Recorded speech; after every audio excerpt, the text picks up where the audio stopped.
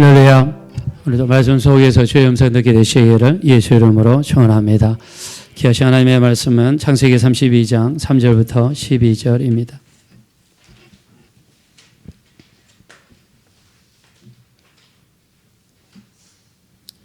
창세기 32장 3절부터 12절 교독하겠습니다. 제가 먼저 읽겠습니다. 야곱이 세일 땅 에돔 들에 있는 형 에서에게로 자기보다 앞서 사자들을 보내며 그들에게 명령하여 이르되 너희는 내 주 에서에게 이같이 말하라. 주의 종 야곱이 이같이 말하기를 내가 라반과 함께 거류하며 지금까지 머물러 있었어. 내게 소와 나귀와 양떼와 노비가 있으므로 사람을 보내어 내 주께 알리고 내 주께 은혜 받기를 원하나이다 하라 하였더니 사자들이 야곱에게 돌아와 이르되 우리가 주인의 형 에서에게 이른즉 그가 400명을 거느리고 주인을 만나려고 오더이다. 야곱이 심히 두렵고 답답하여 자기와 함께한 동행자와 양과 소와 낙타를 두 떼로 나누고 이르되 에서가 와서 한 떼를 치면 남은 한 떼는 피하리라. 야곱이 또 이르되 내 주부 아브라함의 하나님 내 아버지 이삭의 하나님 여호와여 주께서 전에 내게 명하시기를 내 고향 내 족속에게로 돌아가라. 내가 내게 은혜를 베풀리라 하셨나이다. 나는 주께서 주의 종에게 베푸신 모든 은총과 모든 진실하심을 조금도 감당할 수 없사오나 내가 내 지팡이만 가지고 이 요단을 건넜더니 지금은 두 때나 이루었나이다. 내가 주께 간구하오니 내 영의 손에서 에서의 손에서 나를 건져내시옵소서. 내가 그를 두려워함은 그가 와서 나와 내 처자들을 칠까 겁이 나기 때문이니이다. 주께서 말씀하시기를 내가 반드시 내게 은혜를 베풀어 내 시로 바다에 셀 수 없는 모래와 같이 많게 하리라 하셨나이다. 아멘. 따라하겠습니다. 씨름 기도를 드린 야곱. 네, 크게 하겠습니다. 씨름 기도를 드린 야곱. 예, 우리에게도 이런 기도가 있게 되시기를 예수 이름으로 축원합니다. 네, 우리가 지난 송가연신 시간에 나눴던 말씀을 다시 한번 간단하게 나누겠습니다. 자, 1월 1일이 되면 수많은 사람들은 첫 시간을 보기 위해서 포항이나 강릉이나 제주나 서울 아차산, 인왕산을 가서 해가 뜨는 것을 보려고 갑니다. 해가 뜨는 모습을 보면서 자기의 소원을 빕니다. 그 소원이 이루어지기 원하는 간절한 심정으로 나가서 그렇게 하는 거겠지요. 너무나 감사한 것은 우리에게는 살아계신 하나님이 계시고 그분의 하신 약속이 있는 줄로 믿습니다. 그 약속을 믿고 기도하는 자에게 하나님의 뜻이 또 약속이 우리 이루어진다고 믿으시면 한번 아멘 하겠습니다. 자, 우리 그래서 하나님께 첫 시간을 드렸습니다. 또 못 오신 분들은 집에서도 드렸을 줄로 압니다. 첫 시간을 하나님께 드렸어요. 하나님께 기도하고 하나님께 소망을 두는 자마다 복이 있다 하셨으니 올해 2016년에는 여러분의 삶이 복이 있고 가정이 복이 있고 자녀에게 복이 임하게 되시기를 예수 이름으로 축원합니다. 그래서 우리가 첫 시간을 하나님께 드렸습니다.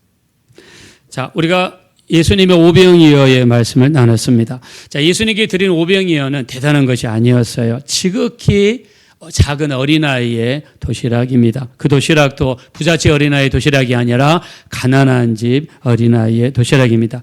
떡을 마슈나라고 하는데 사람이 먹기 힘든 짐승의 사료고요. 물고기는 상품 가치가 있는 익두스가 아니라 옵사리온이라고 하는 상품 가치가 없는 그런 생선을 주님의 손에 가져왔습니다. 어쩌면 이 떡 5개 물고기 2마리가 우리의 모습과도 비슷할 수 있죠. 자라날 것도 없고 내세울 것도 없고 보잘 것도 없고 하찮은 인생이라 할지라도 전능하신 주님의 손에 올려지면 우리 인생도 놀라운 역사로 바뀌게 될 줄로 믿습니다. 우리 자녀들도 마찬가지입니다. 그렇게 특별한 세상적으로 재주가 없다 할지라도 주님의 손에 맡겨드리고 내 가정을 주님의 손에 맡겨드리면 주님이 역사하시면 우리 인생, 우리 가정, 우리 자녀들에게도 변화의 역사가 찾아오게 될 줄로 믿습니다. 우리 그 역사가 충만하게 원하시면 다 같이 아멘 합시다. 자, 그러면서 여러분들에게 주님께 맡기자 그랬습니다. 너의 길을 여호와께 맡기라. 그를 의지하면 그가 이루시고 너의 짐을 여호와께 맡기라. 그가 너를 붙드시고 의인의 요동함을 허락지 아니하시리로다. 너의 모든 행사를 여호와께 맡겨라. 그리하면 너의 경외하는 것이 우리의 경외하는 것이 이루어지게 될 줄로 믿습니다. 올해는요 우리의 모든 일거수일투족을 기도로 주님께 맡기셔서 우리가 하는 모든 경외하는 것들이 이루어지게 되시기를 예수 이름으로 축원합니다. 또 베드로전서 5장 17절에 너희 모든 염려를 주께 맡겨버려라. 그가 너희를 돌보심이라 그랬습니다. 염려를 성경에서 주께 맡기라고 합니다. 그러면서 여러분과 함께 유일한 박사님에 대해서 이야기를 나눴습니다. 유한양행 설립자이시면서 창업자이시죠. 이분이 가졌던 신앙 한마디로 이야기하면 코람데오입니다. 코람데오는 라틴어인데요. 코람이란 말은 앞에서, 데오란 말은 하나님이라는 뜻입니다. 그래서 하나님 앞에서 이런 뜻이에요. 무슨 말이냐? 내가 세상 사람들 눈을 의식하지 않아도 오직 의식하는 분이 계신데 그분의 눈이 하나님이라는 겁니다. 그래서 좌우명, 성경 읽으면서 좌우명 만들었어요. 하나님 앞에서 정직하자. 하나님 앞에서 성실하자. 사람들이 보든지 안 보든지 사람들의 눈은 전혀 의식하지 않습니다. 오직 하나님 앞에서 나는 살리라 작정하게 되죠. 1905년 미국으로 유학을 가게 되죠. 그리고 테프트 자매의 집에서 살게 됩니다.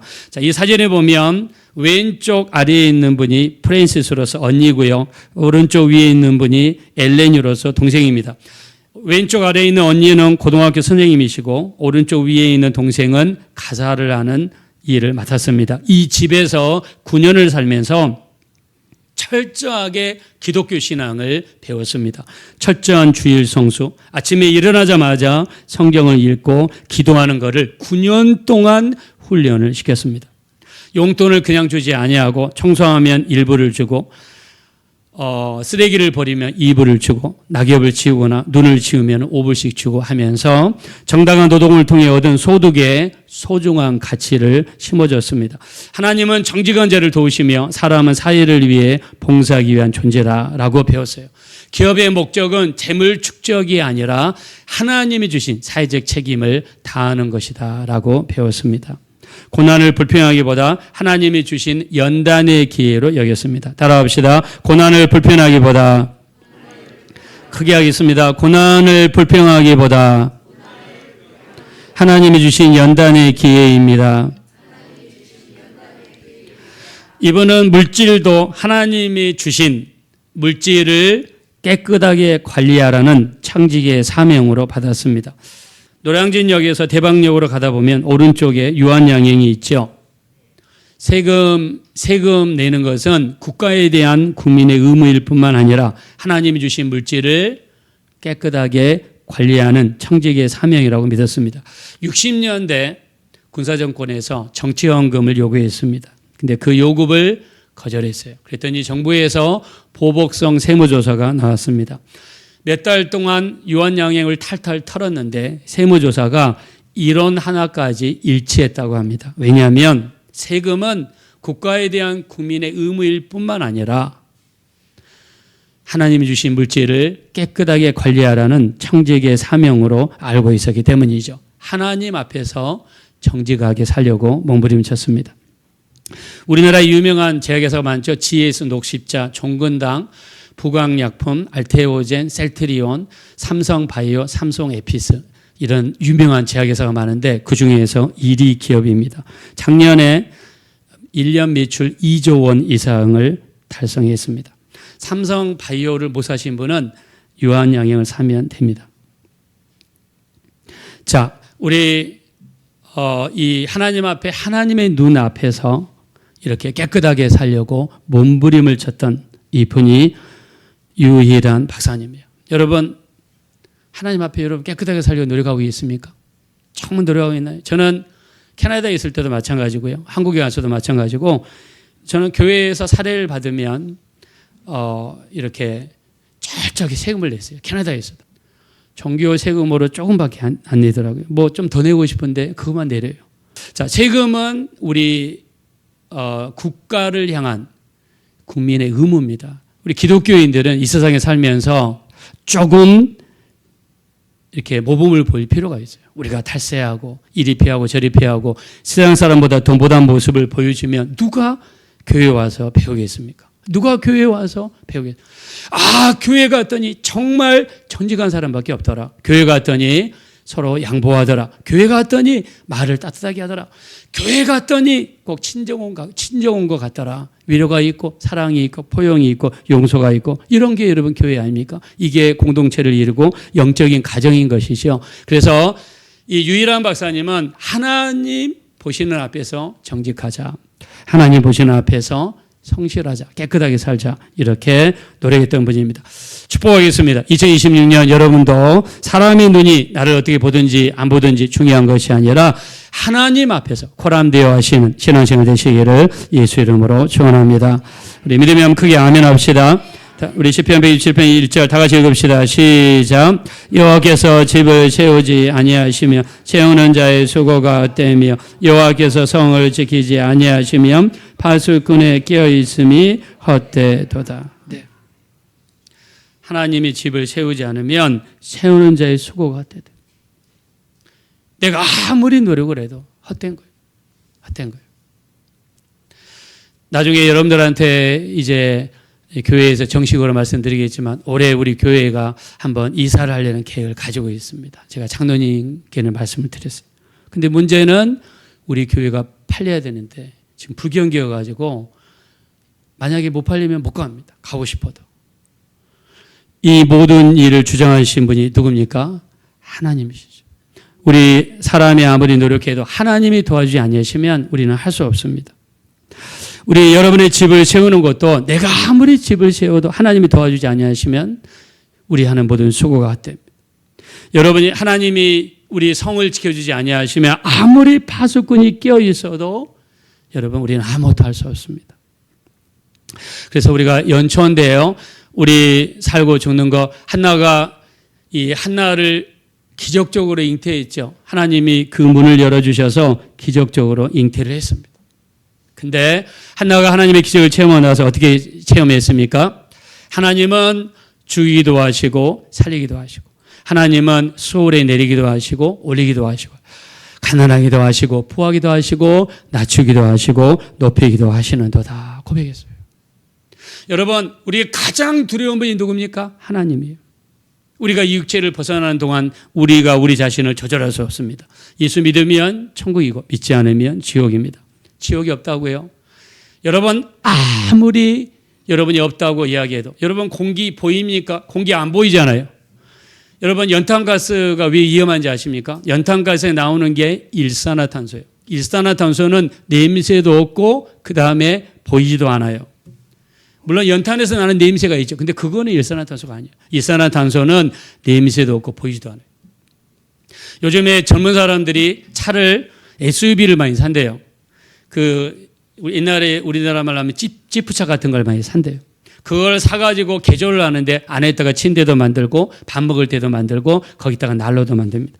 요즘 같은 겨울에 산이라든가 눈 많이 덮여 있는 데 가가지고 저녁에 난로를 켜고 주무세요. 근데 그 다음 날 죽음으로 발견된 사람들이 있습니다. 왜 그런지 아십니까? 거기서 나오는 일산화탄소 때문에 중독이 돼서 죽는 거예요. 냄새가 없습니다. 이 색깔이 없어요. 죽는 거예요. 우리 인생, 우리의 생사법 누가 지고 계십니까? 하나님이 지고 계세요. 그래서 우리의 신앙생활은 우리의 주님 앞에 갔을 때 그때 나의 모습을 생각하는 거예요. 내가 주님 앞에 갔을 때 내 모습이 어떨 것인가. 저는 저희 아버지가 돌아가셨다는 이야기를 들었어요. 근데 그날 저녁에 그 볼테노라고 하는 태풍이 왔는데 그때 태풍이 오는 시기가 아닌데 왔어요. 근데 제가 그때 이 신림사거리 건영 4차 아파트에 살았는데 세상에 베란다에 있는 그 샤시가 이렇게 손이 이렇게 안쪽으로 휘어지듯이 이렇게 휘어지는 걸 제가 처음 봤습니다. 바람이 부는데 샤시가 안쪽으로 C자 모양으로 휘어지더라고요. 근데 그날 아침에 돌아가셨다 그러더라고요. 근데 저희 어머니께서 뭐라고 하시냐면 그 주일날 어머니하고 아버지가 앞에 나가서 교회 앞에 나가서 특송을 불렀대요. 근데 특송을 불렀다는 이야기 듣고 저는 너무 감사했습니다. 너무 감사했어요. 우리 주님 앞에 가기 전에 하나님 앞에 마지막 찬송을 불러드렸구나. 저는 천국에 갔다는 그 확신이 확 왔습니다. 그래서 저는 너무 기뻤어요. 저는 예수 믿고 우리가 이제 죽으면은 저 천국에 다시 만날 건데, 저희 장인 어르신 돌아가셨어요. 저희 장인 어르신이 이렇게 여주에서 매주마다 거기에서 2시간씩 이 기차를 타고 여기까지 왔어요. 그리고 끝나고 또 2시간씩 기차를 타고 가셨어요. 너무나 감사하죠. 사이가, 딸이 이렇게 교회 한다고 그러니까 와서 예배 드리시기 위해서 오셨어요. 감사했어요. 근데 한 번은 딱 가시는데 오른쪽 발을 내딛었는데 왼쪽 발이 안 나가시더라고요. 그래서 그 모습을 보고 나서 그 다음부터는 매주마다 다른 데 픽업 도와줄 일이었으면 제가 여주까지 모셔드렸어요. 여주 모셔다 드리고 그리고 왔습니다. 왔는데 병원에 이렇게 가실 일이 있으면 저희가 가끔씩 세브란스도 가고 여주까지 가서 모시다가 세브란스도 가고 이렇게 병원에 모시고 갔어요. 이제 어느 날 올림픽 대로를 타고 세브란스를 가는데 올림픽 대로 중간에서 갑자기 얼굴이 바뀌시면 저를 못 알아보시더라고요. 그때 저는 처음으로 사람의 얼굴이 저를 못 알아보는 얼굴 바뀌는 걸 처음 봤습니다. 저를 그전과 정상적으로 대화하다가 그 다음부터는 헛소리를 이렇게 하시더라고요. 사람이 이렇게 바뀐 걸 처음 봤어요. 여러분, 우리가 태어날 때는 순서가 있어요. 그러나 우리 인생의 건강, 사람이 죽고 사는 것, 우리 하나님께서 사람을 낮추기도 하시고 올리기도 하시고 사람을 죽이기도 하시고 살리기도 하시고 이 모든 권세가 우리 하나님의 손에 있는 줄로 믿습니다. 하나님이 집을 세우셔야 돼요. 내 자녀 하나님이 축복해 주셔야 돼요. 저는 사람이 이야기했습니다. 우리가 물론 부모의 욕심 때문에 자식들에게 좋은 집 대주고 싶고 좋은 학교도 보내고 싶고 그건 너무너무 당연한 거고 정상적입니다. 물론 우리가 능력이 되는 만큼 자식들에게 베풀어주고 할 수 있어요. 그러나 더 중요한 것은 내 자녀, 내 가정, 내 남편, 내 아내 하나님이 지키지 아니하시면 우리의 노력이 허사라는 거예요. 기도로 맡기고 예배로 맡기고 하나님께 맡기고 내가 주의 뜻대로 살고 말씀대로 살고 그분을 의식하고 세상의 그 어떤 눈보다도 하나님의 눈을 의식하고 하나님을 가장 두려운 분으로 모시고 살아간다면 하나님이 그 삶을 통해 축복해 주실 줄로 믿습니다.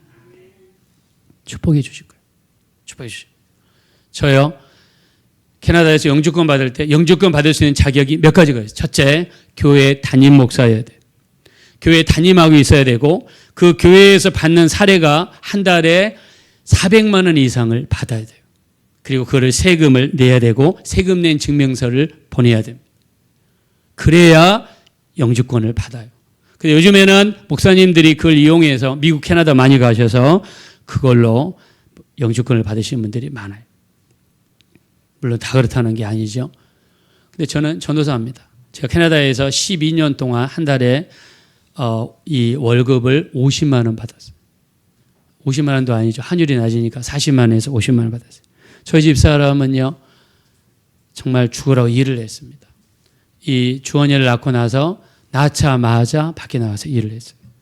너무나 미안하죠. 저는 정말 너무 큰 빚을 졌습니다. 얼굴이 반쪽이 됐어요.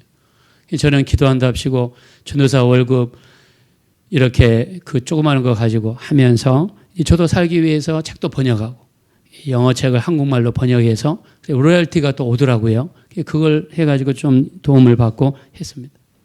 근데 캐나다에서 이렇게 살고 보니까 여러분 캐나다에서 이렇게 영주권을 이 전도사가 받는 게 어려워요. 저는 일단은 교회가 없어요. 저는 한 달에 받는 월급이 50만 원. 세금을 내도 50만 원에 대한 세금 몇만 원밖에 안 돼요. 근데 하나님만 믿고 집어넣었어요. 영주권이라든가 유학비자는 캐나다 안에 신청을 못하고 캐나다 밖에 신청을 해야 돼요. 제일 가까운 데가 캐네디언 컨설릿 제너럴 인 버팔로에 있는 캐나다 영사관에다가 신청했어요. 영주권 인터뷰하는 날에 갔더니 딱 서류를 딱 하고 나서 너 웃기냐, 너 장난치냐, 너 이걸 가지고 신청하러 왔냐, 집에 가라는 거예요. 그래서 이주공사에 가가지고 물어봤더니 떨어졌다고 그러더라고요. 그래서 그 떨어졌다는 이야기 듣고 나서 이걸 지고 계신 분이 누굽니까? 하나님이시죠. 하나님 뜻이 있다면 하나님 도와주세요. 그랬더니 몇 달 뒤에 편지가 왔는데 떨어졌다는 편지가 아니라 나를 인터뷰했던 그 사람이 다른 사람을 바뀌었다고 그러더라고요. 저는 그거를 엘리야의 작은 손바닥만한 구름으로 긍정적인 사인으로 받아들였어요. 그리고 하루에 3시간에서 5시간씩 그걸 위해서만 집중적으로 기도했어요. 나중에 인터뷰하러 오란 말도 없이 그냥 영주권이 우편으로 날아왔습니다. 할렐루야. 자, 우리 집을 하나님이 세우면 돼요. 하나님이 내 가정을 도와주시면 돼요. 하나님이 내 사업을 도와주시면 돼요. 하나님이 내 자녀를 도와주시면 돼요. 하나님이 내 남편을 도와주시고 내 아내를 도와주시고 내가 하는 모든 일을 하나님이 주인이 되셔서 이끌어간다면 우리는 어떤 어려움 속에서도 승리하는 새해가 될 줄로 믿습니다. 승리하는 새해가. 그래서 우리 교회 표어가 이 옆에 벽에 보시면 베드로전서 4장 7절 만물의 마지막 가까웠으니 그러므로 정신을 차리고 근신하여 기도. 올해 표어가 정신을 차리고 근신하여 기도하죠. 여러분 부자를 보십시오. 부자는 날마다 호화롭게 연락하더라. 연락이란 말은 매일 잔치했다는 거예요. 이번에 뉴스 나왔죠. 그 트럼프 친구가 맨해튼에 대저택을 가지고 있는데 아파트가 세상에 150평이에요.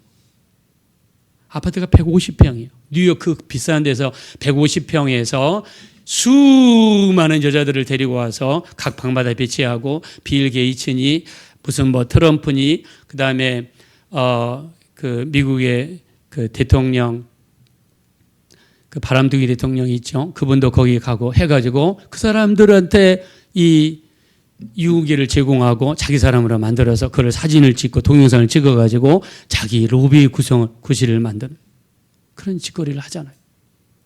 하나님을 두려워하지 않은 거죠. 자기 뜻대로 자기 마음대로 사는 거죠.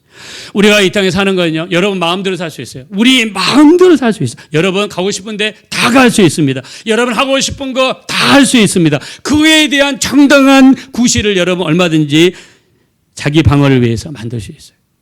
그러나 주님 앞에 갔을 때 그게 통할까요, 여러분? 주님 앞에 갔을 때 통할까요? 우리가 교회에서 동성애를 반대합니다. 저도 반대해요. 왜요?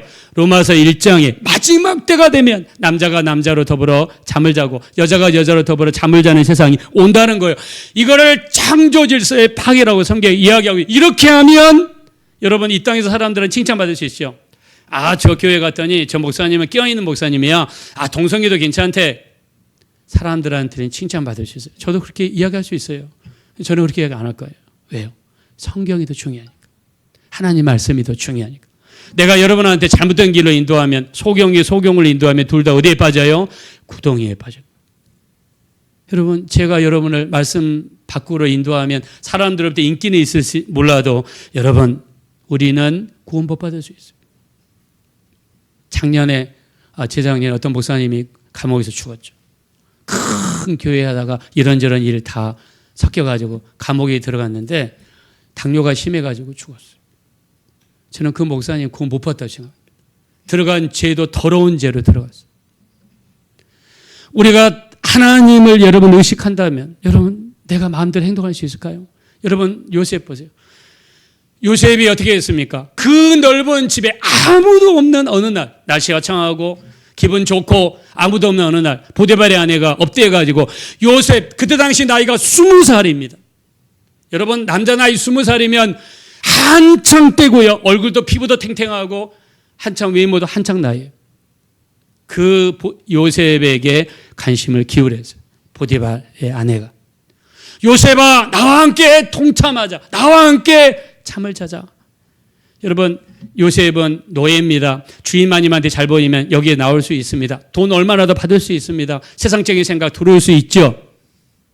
근데 이 집에 아무도 보는 일은 없어도 보시는 분이 계신데 하나님 앞에 내가 어찌 이 큰 악을 행하여 죄를 범죄하리까? 어찌 이 큰 악을 위하여 죄를 범죄하리까? 제가 우리 찬현이를 한 달에 한 번 정도 만납니다. 만나가지고 성경을 물어봅니다. 이 찬현이가 미션스쿨을 다니는 국제학교를 다니는데 성경을 한글로만 아는 게 아니라 영어로도 기똥차게 잘 알더라고요. 놀랐습니다. 저 나이에 영어를 진짜 잘하더라고요. 저 진짜 놀랐어요. 저는 영어 ABC들 언제 배웠냐면 중학교 1학년 때 배웠어요. 중학교 1학년 때 들어갔더니 영어 ABCD가 있다는 걸 처음 알았어요. 우리 때는 그랬습니다. 뭐 또 시골이니까 무슨 과외가 어디 있습니까? 근데 요즘에 공부 잘하는 아이들, 똑똑한 아이들은 어려서부터 이렇게 합니다. 우리 하나님의 말씀이 우리 속에 들어와서 그 말씀에 우리가 감시를 받고 그 말씀대로 우리가 온전히 살아간다면 하나님께서는 우리 인생을 복된 인생으로 만들어 주실 줄로 믿습니다. 동의하시면 다 같이 아멘 합시다. 시편 127편 1절 중요하니까 다시 한번 읽겠습니다. 시작. 여호와께서 집을 세우지 아니하시면 세우는 자의 수고가 되며 여호와께서 성을 지키지 아니하시면 파수꾼의 끼어 있음이 헛되도다. 우리 믿으면 다 같이 아멘 하겠습니다. 유대인들은 설날을 로시 하샤나라고 합니다. 7월 1일이에요. 이스라엘 음력으로. 그러면 이스라엘의 1월은 언제냐? 6월절이 1월 1일입니다. 근데 우리나라는 음력 1월 1일이 설날인데 유대인은 음력 7월 1일이 설날이에요. 이날을 나팔절이라고 합니다. 음력 7월 1일은요. 아담과 하와가 지음을 받은 날이다라고 믿고 있어요. 아담과 하와가 언제 지음을 받았느냐? 이스라엘 달력으로 7월 1일 날 지음을 받았대요. 그래서 이때가 인류의 시작이기 때문에 이때가 설날이라고 하고 있습니다. 이때가 되면 나팔을 붑니다. 이 나팔을 쇼파라고 그러는데 양각 나팔이라고 한다고 합니다. 자, 이 쇼파를 100번을 울립니다. 100번을 울려요. 그러면서 회개를 촉구하고 결단을 촉구합니다. 자, 어떤 식으로 울리냐? 한번 길게 빰 한 다음에 3번 빰빰빰 그다음에 9번을 짧게 빰빰빰빰빰빰빰 하고 마지막은 길고 강하게 이 설날 이날이 울립니다. 왜 100번을 하느냐? 금음달이 변하여 초승달이 되는데 100번 정도 해야 된다 이렇게 생각한다고 합니다. 한번 들어보겠습니다.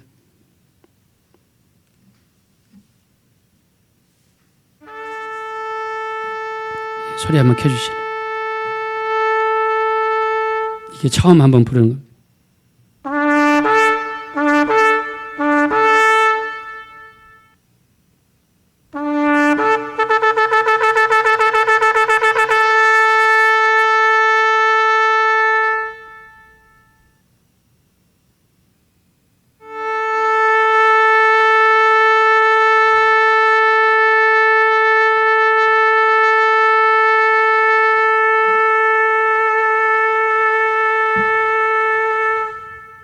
이렇게 회개를 촉구하고 결단을 촉구하는 이런 일을 한다고 합니다.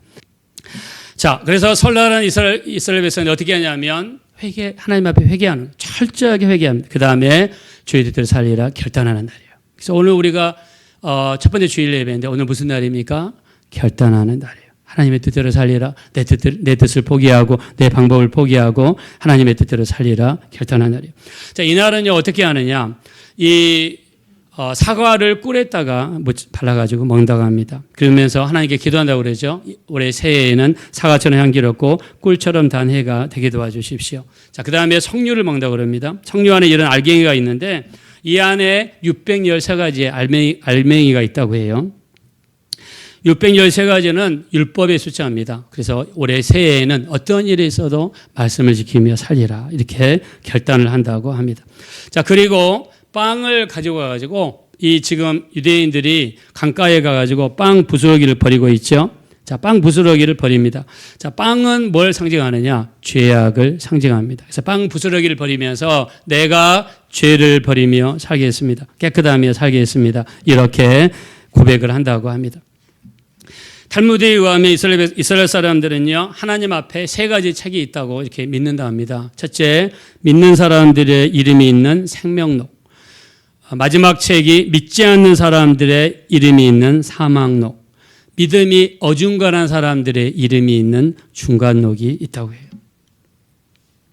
자, 그래서 이 7월 1일 나팔절부터 시작해서 대속죄일이 7월 10일인데 10일이라는 기간이 있습니다. 이 10일이라는 기간 동안 이렇게 여기 보시면 중간에 기록된 사람들이 생명록으로 옮겨질 수 있도록 10일 동안의 기간을 참회의 10일이라 한다고 합니다. 이스라엘 백성들은 새해가 되면 하나님 앞에 철저하게 자기들의 죄를 회개하고 혹시 중간에 있을 자기 이름이 생명록으로 옮겨갈 수 있도록 그렇게 회개한다고 합니다. 자, 그리고 회개만 한 것이 아닙니다. 찾아갑니다. 내가 잘못을 저지른 사람, 나한테 상처받거나 내가 험담을 하거나 나랑 별로 관계가 안 좋았거나 이런 사람들이 있으면 그 사람을 찾아가서 구체적으로 용서를 구한다고 합니다. 자, 그리고 내가 빌린 돈이 있다면 어떻게 하느냐? 이 기간 동안에 그 사람을 찾아가서 다 갚아준다고 해요.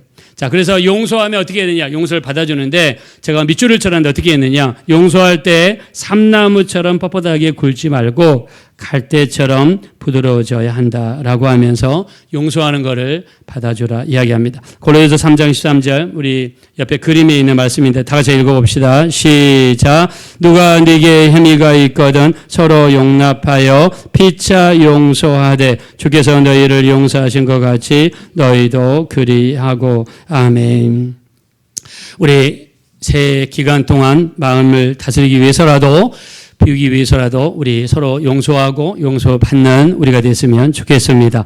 자, 오늘 본문의 말씀입니다. 우리 주보로 한번 돌아가겠습니다. 주보 다 같이 읽읍시다. 3절입니다. 주보 보겠습니다. 시작.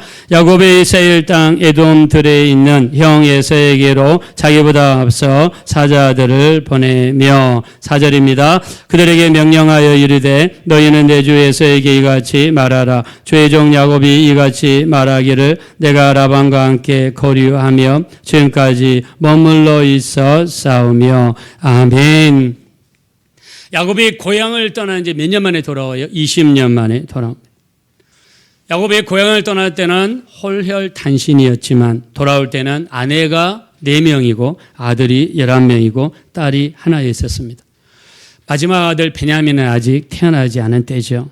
재산도 늘었습니다. 2대를 이룰 정도로 양과 소와 낙타를 2대를 이룰 정도로 많아졌다고 했습니다. 근데 문제는 형 에서와의 관계가 안 좋은 거예요. 형 에서가 받을 축복을 형을 팥죽으로 형을 속이고 그리고 아버지를 속이고 형 에서가 받을 축복을 중간에 가로채고 말았습니다. 그랬더니 형이 그것 때문에 20년 동안 이를 갈았어요. 자, 여기 3절에 보니까 에서가 살았던 동네를 에돔이라고 그랬는데 에돔 땅은요 척박한 땅입니다. 논이 없고 밭이 없습니다. 그러면 어떻게 해서 먹고 살까요? 이 사람들은 강도짓을 해야지 먹고 살 수가 있었어요. 농사 지을 땅이 없으니까 씨를 뿌릴 수가 없죠. 평지에서 농사를 지을 수가 없으니까 먹고 살기가 힘든 거예요. 그래서 이 사람들이 했던 일은 뭐냐면 강도짓을 해야만 먹고 살 수가 있었습니다. 강도짓을 하기 위해서는 어떻게 합니까? 상대방을 제압해야죠. 상대방을 제압하려면 힘이 세야 되죠. 싸움을 잘해야 됩니다. 그래서 사람들이 포악하고 세고 사람들이 강했습니다. 에서는 자기 밑에 400명의 군사를 이끈 대장이 되어 있었습니다. 근데 야곱이 형 에서를 생각해서 제일 먼저 한 게 뭐냐면 사자를 보내서 형과 하친하기를 청했습니다. 자, 그때 반응이 무엇입니까? 자, 우리 한번 5절 보겠습니다. 5절. 다시 읽읍시다. 시작.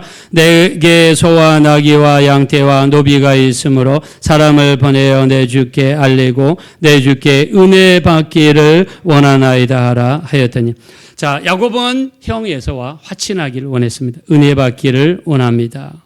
화평하게 지내기를 원합니다. 이런 뜻이겠죠. 자, 에서의 반응을 보겠습니다. 6절입니다. 시작. 사자들이 야곱에게 돌아와 이르되 우리가 주인의 형 에서에게 이른즉 그가 400명을 거느리고 주인을 만나려고 오더이다. 아멘. 야곱은요 형 에서를 너무나 잘 알고 있었습니다. 강하고 세고 무섭고 두려운 형이었습니다.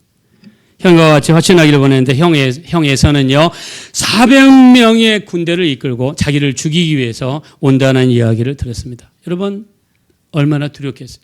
20년 동안 모았던 재산, 아내 4명, 아들 11명 한순간에 날아갈 판입니다. 자, 야곱의 상태를 보겠습니다. 7절입니다. 다 같이 읽읍시다. 시작.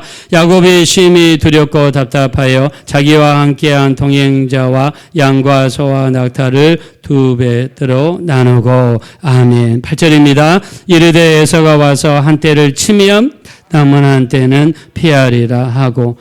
자, 야곱이 형 우리 화친하게 지냅시다. 화친을 청했어요. 그랬더니 형이 400명의 군사를 이끌고 왔습니다. 무슨 말입니까? 죽이겠다는 거죠. 보복하고 있다는 뜻입니다. 그래서 야곱도 그걸 느끼고 나서 두렵고 떨렸어요.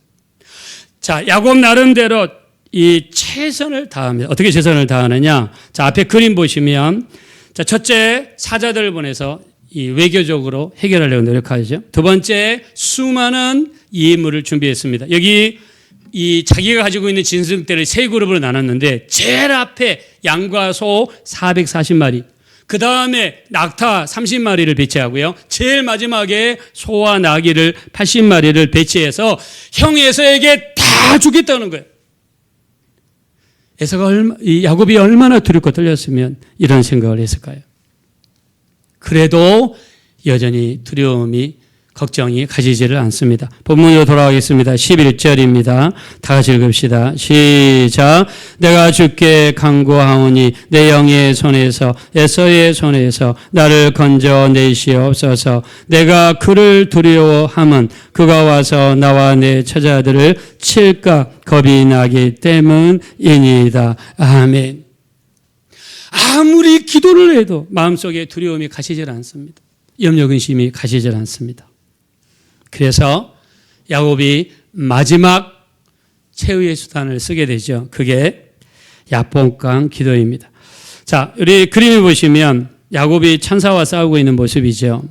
아마 대부분의 사람들이 천사랑 싸웠다 이렇게 생각을 하고 있어요. 우리가 누군지 모릅니다.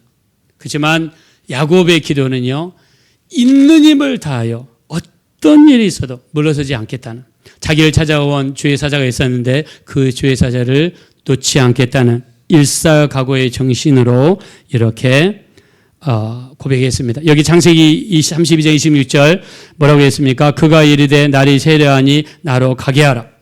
자, 주의 사자가 나로 하여금 좀 가게 해줘. 나 좀 놔줘. 이렇게 이야기했어요. 야곱이 어떻게 이야기합니까? 야곱이 이르되 당신이 내게 축복하지 아니하면 가게 하지 아니하겠나이다. 지금 야곱은요, 내일 아침이면 형 에서를 만납니다. 형 에서가 자기를 죽이면 죽는 거예요. 20년 동안 봐도 재산이 날아갈 판이에요. 자기 아내, 자기 자식들 죽을 판입니다. 이 밤이 지나면 모든 게 끝나는 거예요. 이 밤을 그냥 지나갈 수가 없어요. 야곱은 목숨을 건 기도, 우리가 이거를 씨름 기도라고 합니다. 오늘 밤이 지나면 모든 것이 물거품이 되는 그런 상황입니다. 이때 야곱이 택한 방법은 목숨을 걸고 배수진을 치는 기도. 옛날에 우리 선진들이 기도할 때 어떻게 했습니까? 낭떠러지 같은데 나무 하나 붙잡고 이 나무가 뽑히면 저 죽습니다. 하나님 그 전에 응답해 주십시오. 이런 기도. 배수진을 친 기도죠. 이런 기도를 야곱이 하나님 앞에 드리게 됩니다. 여기 주의 사자가 어떻게 합니까? 야곱의 허벅지 뼈를 쳐버리죠. 허벅지 뼈를 쳐버리니까 그게 나중에 다리를 절게 되었다 이렇게 이야기하죠. 야곱은 이 사건을 통해서 어떤 일이 벌어지냐면 이 모든 일을 이기고 승리하는 그런 삶으로 바뀌게 되었습니다.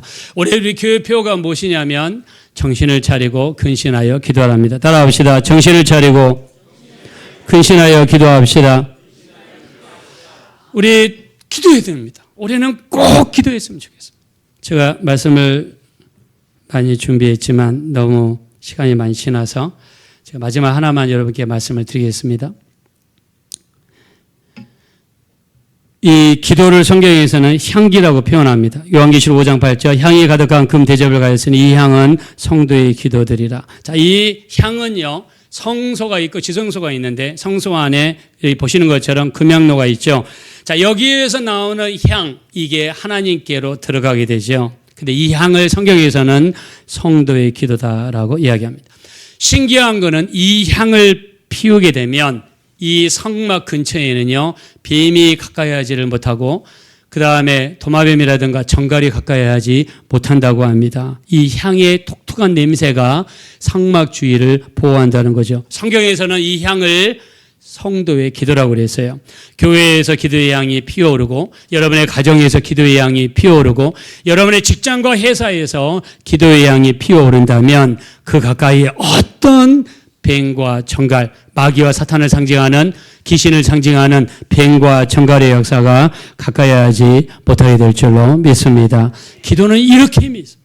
올해 우리 어떤 일이 있어도 기도했으면 좋겠습니다. 기도 많이 하셔서, 기도는 의지적인 우리 행위예요. 여러분이 의지를 사용해서 해야 되겠다고 해야 되는 것이지 가만히 있으면 기도가 되지 않습니다. 내가 기도하는 시간을 정하셔서 올해는 어떤 일이 있어도 기도하셔서 하나님의 도우심이 넘치는 복된 신앙시간 감당이 되시기를 예수 이름으로 축원합니다. 이제 하나님 앞에 찬양 하나 올려드리겠습니다. 우리 지금 우리는 마음을 다하여 우리 하나님 앞에 기도하는 우리가 되었으면 좋겠습니다.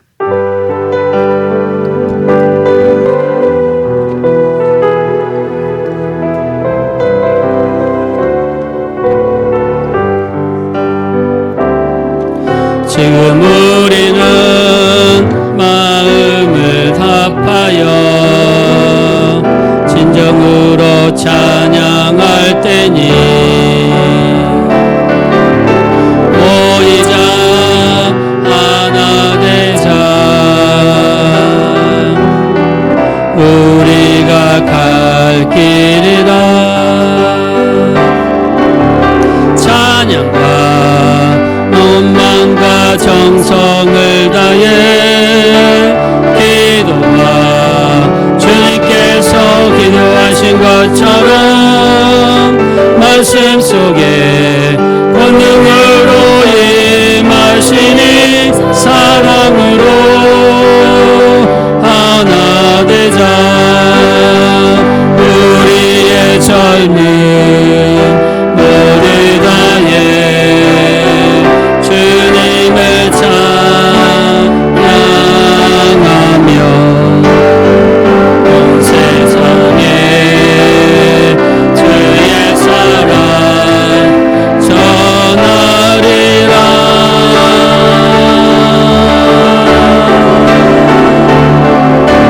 일어나 새벽을 깨우리라 지금 너희가 하나 될 때이니 일어나 새벽을 깨우리라 내가 너희와 함께 하리라. 이 시간에 기도하기 있을 때 하나님 우리는 기도하기 원합니다. 우리에게 기도의 문을 열어주세요. 우리에게 기도의 능력 주십시오. 우리가 의지를 사용해서 기도하지 않으면 기도할 수 없습니다. 절대 할 수 없습니다. 우리 주님께서는 하루에 1시간 이상 깨어 기도하러 가셨습니다. 시험에 들지 않게 깨어 기도하러 하셨습니다. 유혹에 빠지지 않기 위해서 기도하러 하셨습니다. 우리에게 기도의 능력 주셔서 올해는 기도하며 살아갈 수 있도록 붙들어 주십시오. 우리 앞심으로 간절히 기도하겠습니다. 원하시고자 부르시 하나님 지심으로 감사합니다. 올해 우리가 기도하며 살기 원합니다. 우리 하나님 올해 우리가 기도하며 살기 원합니다. 우리에게 기도의 능력을 더하여 주십시오. 우리에게 기도의 능력을 더하여 주십시오. 우리 의지를 사용해서 기도하게 하시고 우리 의지를 사용해서 우리가 기도하기 원합니다. 우리 하나님 도와주세요. 우리 하나님 불쌍히 여겨주세요. 우리 하나님 긍휼히 여겨주세요. 하나님이 도와주시고 인도해 주셔야 우리가 하나님 앞에 온전히 설 수 있습니다. 우리 하나님 우리를 불쌍히 여기시며 우리를 긍휼히 여겨주시며 우리를 불쌍히 여겨주십시오. 기도의 능력 주십시오. 우리의 기도하여 심하지 않게 도와주십시오. 기도하여 유혹에 빠지지 않게 도와주십시오. 온전히 기도할 수 있는 우리 모두가 될 수 있도록 우리 하나님 인도해 주십시오. 성령으로 인도하시고 성령으로 도와주십시오. 주님의 피를 의지합니다. 주님의 보혈을 의지합니다. 우리 하나님께서 집을 세우지 아니하시면 세우는 자의 수고가 같으다 그랬습니다. 하나님께서 성을 지키지 아니하시면 파수꾼에 끼어있음이 허사라 그랬습니다. 이 시간 맡기는 기도 드렸으면 좋겠습니다. 2026년이 밝았습니다. 내 가정을 주님의 손에 맡깁니다. 내 아내와 내 남편을 맡깁니다. 내 자녀들을 맡깁니다. 손주들을 주님의 손에 맡깁니다. 내 가정, 내 하는 모든 일들을 주님의 손에 맡깁니다. 하나님께서 주인 되셔서 이끌어주시고 하나님이 도와주시고 세워주시고 지켜주시고 보호해달라고 우리 이 시간 소리를 내서 주여 한번 부른 다음에 애절하고 간절하게 합심으로 간절히 기도하겠습니다. 주여 우리 주님 우리를 도와주세요. 주여 우리를 불쌍히 여겨주세요. 우리 아내를 주님의 손에 맡깁니다. 하나님의 손에 맡기기를 원합니다. 우리 하나님 불쌍히 여겨주세요. 우리를 긍휼히 여겨주세요. 우리 하나님 남편 온전히 서기 원합니다. 우리의 교회를 주님의 손에 맡깁니다. 우리 교회를 주님의 손에 맡깁니다. 우리의 가정을 주의 손에 맡깁니다. 주님의 손에 맡깁니다.